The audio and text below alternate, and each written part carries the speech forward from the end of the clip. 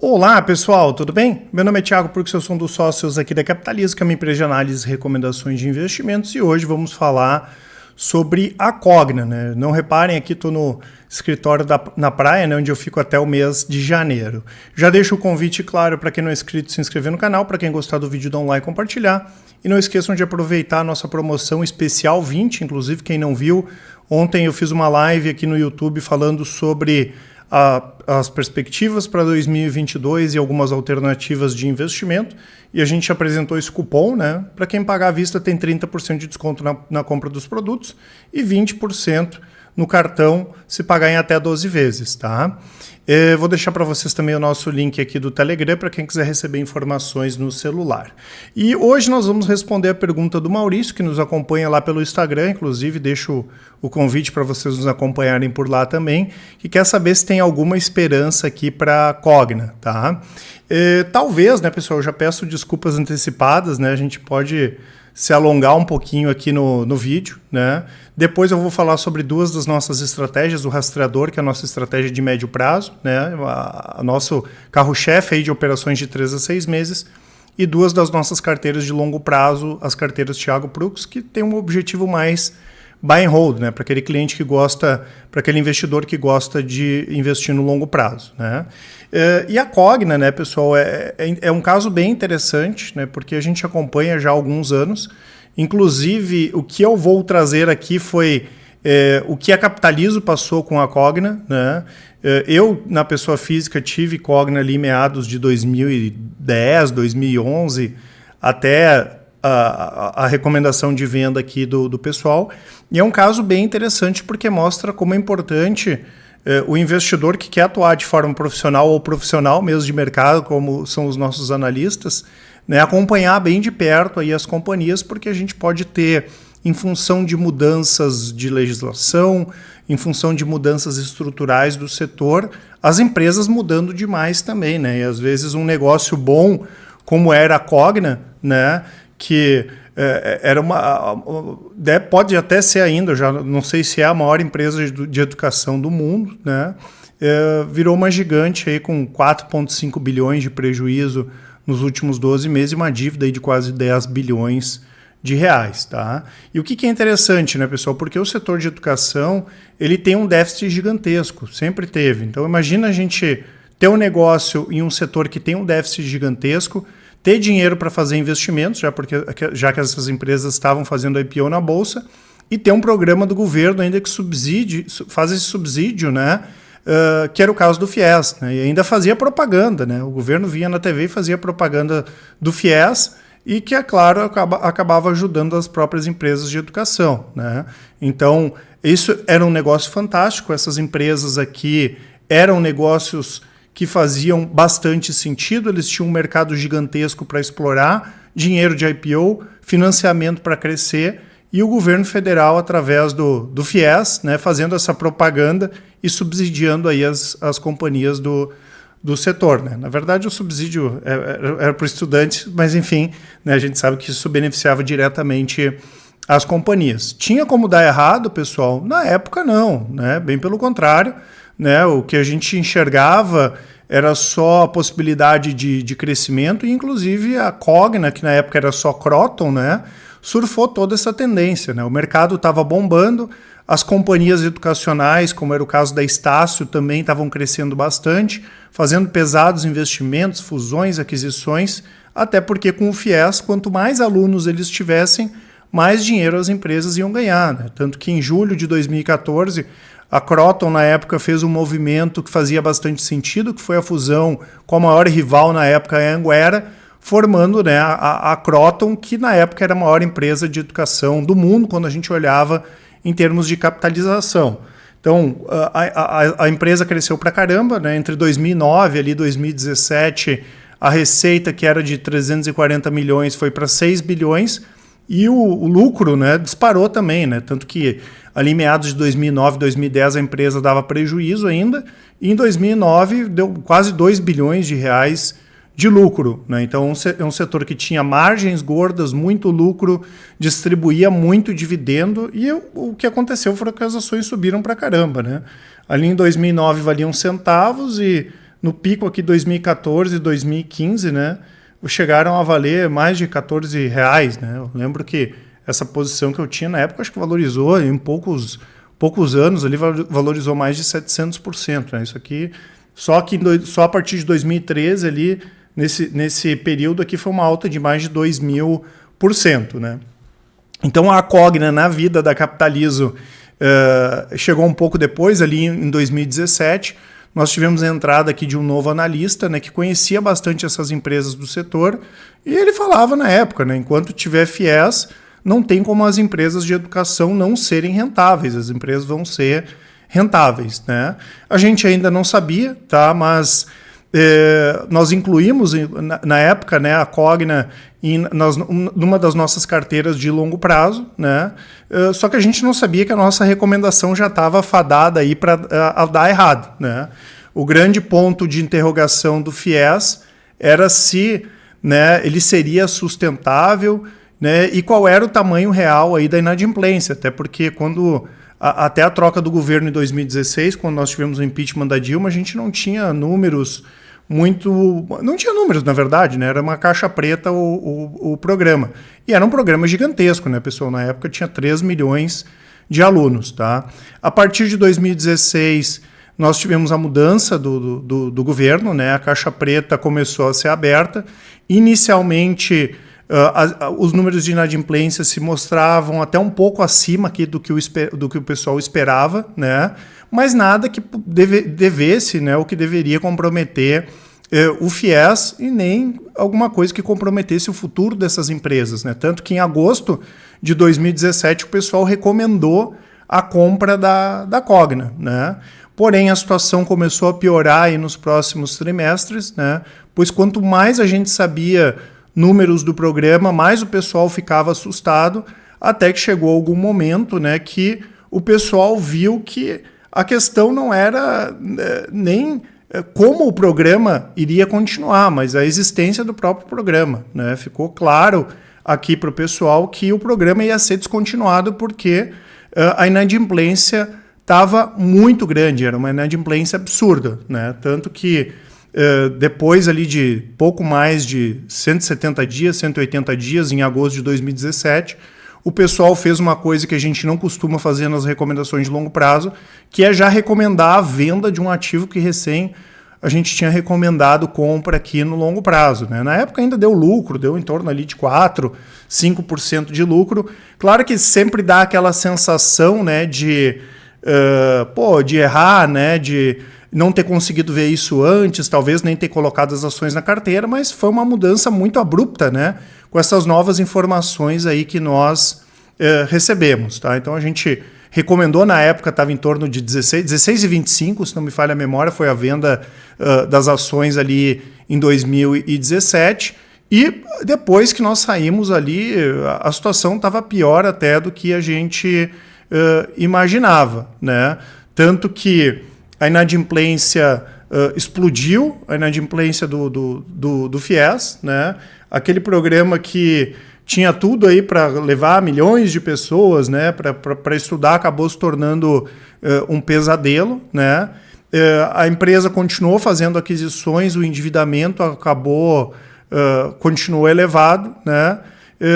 E atualmente a gente estima aí que mais da metade dos contratos estejam inadimplentes, né? Então tem em torno aí de 1 milhão de pessoas, né, devem estar aí com um atraso de mais de 90 dias no pagamento, né? Só que o rombo que a gente estima aí é acima de 7 bilhões de reais, né? Então o FIES terminou, né?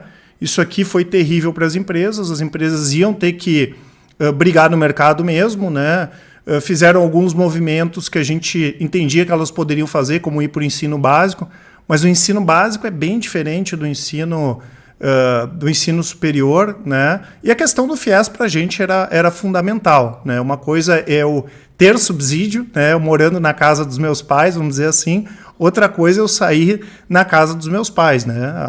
A primeira coisa que normalmente acontece é dar um baque lá da nossa qualidade de vida. A gente tem mordomias e coisas que a gente deixa de ter e precisa ver na prática se a gente vai conseguir dinheiro para sustentar o mesmo nível de vida que a gente tinha antes, né? E como nesse caso nós temos muitas incertezas, mesmo com o preço das ações tendo caído bastante, né? Se a gente for pegar aqui até o final de 19, as ações chegaram a bater ali abaixo de R$4, tinha mais incertezas do que certezas, tá?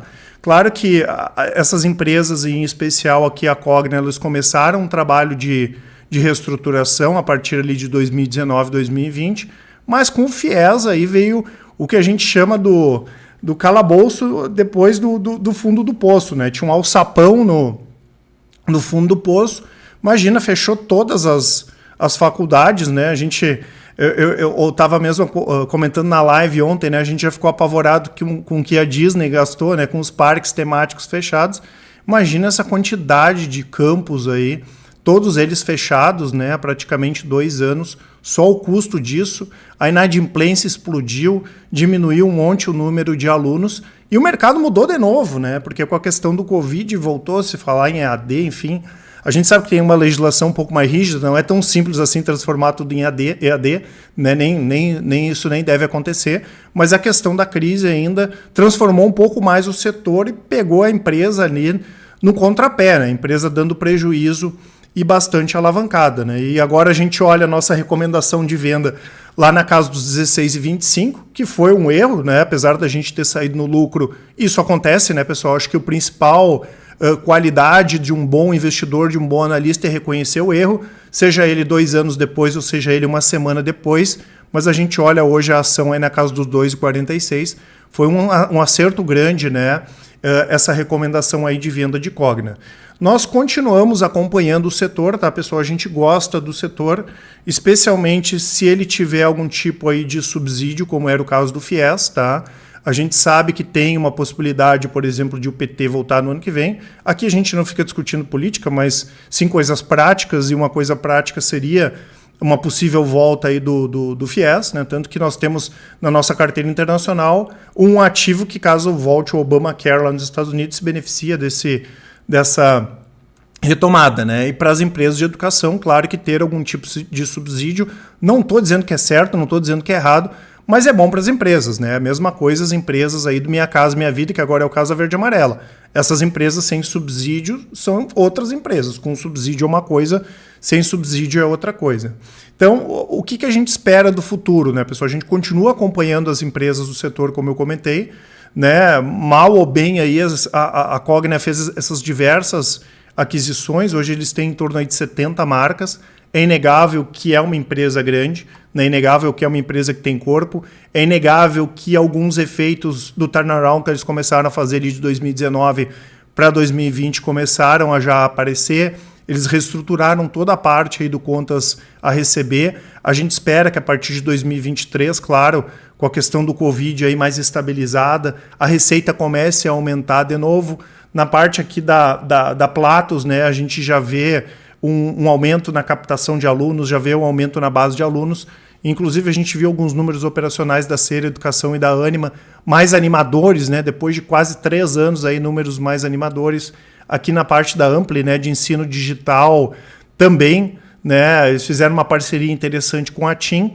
E aqui a Croton Med, né, que tem sido bastante comentada aí nos últimos meses, né? O segmento de medicina é muito bom, né, pessoal? Tem bastante margem, né? É uma tendência das empresas atuarem principalmente no ensino presencial nesses cursos que tem mais margem, engenharia, medicina, principalmente, né? A gente tem uma expectativa positiva para a Croton Med, né? Hoje são em torno de 640 vagas de medicina, né? Seria para o ano que vem em torno de 3 mil alunos, o que daria uma receita aproximada aí na casa de 500 milhões de reais, tá? E o que acontece, né, pessoal? Aqui a gente tem uma parte boa e tem a parte que pode ser que não seja tão boa assim, né? Porque o curso de medicina sozinho não é capaz de erguer ou de reerguer, né, a Croton, ou demoraria muito tempo para reerguer toda a Cogna, desculpa, né? Então a gente imagina que eles possam inclusive fazer um IPO do segmento de medicina, né? E a gente não duvida nada que lá na frente tem uma cisão, né, pessoal? Que eles separem essa parte de medicina, que seria o grande filé da companhia, né? E aí ficaria a carne de filé de um lado e a carne dura de outro lado, tá? E a gente já viu esse movimento, né? Na própria Tenda, que foi comprada pela Gafisa quando nós tivemos aqueles problemas lá com a crise de 2008, 2009, a própria Tenda acabou sendo cindida, né, da Gafisa. A Gafisa ficou com todos os passivos, com a parte ruim, e a Tenda ficou com toda a parte boa. Então é um risco nesse sentido, né? Por outro lado, a gente, como eu falei, teve aumento na parte de captação de alunos. Na Vasta, aqui também a empresa foi bastante impactada com o Covid. Para 2022, a própria empresa já espera aí um crescimento orgânico de pelo menos 32%. Teve aquela aquisição que na época a gente comentou também do sistema de ensino Eleva, que no nosso entendimento foi interessante. Eles fizeram outras aquisições também, 5 ou 6, se não me falha a memória. Aqui na parte de outros negócios, a mesma coisa. Hoje eles têm uma plataforma bastante completa na parte de educação, renda, emprego, né? E como eu falei, tem essa possibilidade de volta aí do FIES, tá? Então, assim, para o pessoal que dá análise, o pior aparentemente já passou, né? A não ser que a gente tenha um fechamento, alguma coisa novamente para piorar mais do que está, né? Porém, quando a gente olha ainda, a Cogna tem muitos desafios, né? Nós temos, por exemplo, na nossa carteira micro, small, mid caps, alguns ativos de recuperação, mas nenhum é tão... tem tantos desafios aqui como a Cogna. Então, para o longo prazo, acaba ficando hoje um pouco fora aí do nosso perfil. E outra coisa que nos incomoda é que sempre tem alguma coisa que é a salvação da lavoura, né? Até 12, 18 meses atrás, a Vasta era a solução da lavoura, agora é a parte de medicina que é a salvação da lavoura. Então, a gente não gosta muito, o pessoal da análise aqui não gosta muito de ativos que a gente tem uma previsibilidade muito baixa e que a todo momento parece que fica mudando o foco principal. Claro que a gente entende essa questão que a crise mudou, né? O Covid mudou e pegou eles mais uma vez aí no contrapé, mas isso deixa o pessoal da análise aqui um pouco incomodado, né? Tanto que se nós tivéssemos hoje alguma empresa do setor de educação para recomendação de longo prazo seria a Ânima, que hoje está mais redondinha, né? Fez investimentos bons, não tem uma dívida tão elevada, tem dívida, mas não tão elevada como o caso aqui da Cogna, e também já está mais redondinha aí nessa parte de medicina e também pode inclusive fazer o IPO aí da parte de medicina, que seria uma opção até interessante, né? Essas empresas fazendo IPO do segmento de medicina, para quem gosta aí de educação entrar nesses IPOs, tá? Então, para o longo prazo, a gente continua acompanhando e não tem nenhuma recomendação, tá? Para o médio prazo, a gente está tentando buscar aqui alguma operação já há algum tempo, né? A última vez que nós recomendamos a Cogna ali pela estratégia do rastreador foi em 2019 para 2020, a gente zerou a operação em janeiro do ano passado, acho que deu em torno ali de 18%, 19% de ganho. A gente saiu na casa dos R$11, né? E está esperando o melhor momento aí para se posicionar novamente, tá, pessoal? Então, acho que respondendo a pergunta aqui do Maurício, né, tem esperança sim, né? Não é um ativo que hoje a gente colocaria em carteira de longo prazo, mas a gente pode ver, né, que a empresa está brigando aí de todas as formas para se recuperar desses vários tombos aí que eles levaram nos últimos anos, tá certo? Isso que eu queria passar para vocês. Como eu comentei, né, pessoal, para quem gosta aí de aplicações de longo prazo, nós temos aqui a nossa carteira Thiago Pluk de longo prazo, tem outras carteiras também, mas que está batendo de longe, né, o SP, o Ibovespa aqui desde 2017, e tem a versão dessa carteira alavancada, né, elas estão no nosso produto completo, que é a carteira de longo prazo apimentada, com um pouquinho de opções, com um pouquinho de outras operações mais especulativas, e o rastreador, né, que eu mostrei, que inclusive a gente fez essa operação ali que foi vendida em janeiro do ano passado, que são essas operações aí de 3 a 6 meses que também está com desempenho bastante satisfatório desde 2017. Não esqueça de utilizar o cupom aqui, né, pessoal? As informações todas na descrição. Qualquer dúvida vocês podem mandar um e-mail para a gente ou então deixar um áudio, né, tanto no Telegram quanto no WhatsApp, que o pessoal do atendimento vai auxiliar a todos, tá certo? Um grande abraço e ótimos investimentos. Até mais.